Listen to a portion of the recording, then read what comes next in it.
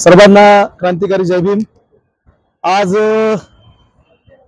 Prabhale police स्टेशनच्या हद्दीमध्ये मला एका इथल्या समाजाच्या बहिणीचा फोन आला होता। मला त्यांनी सांगितलं की दादा असा विषय झालेला आहे, माझ्यावरती अन्याय झालाय।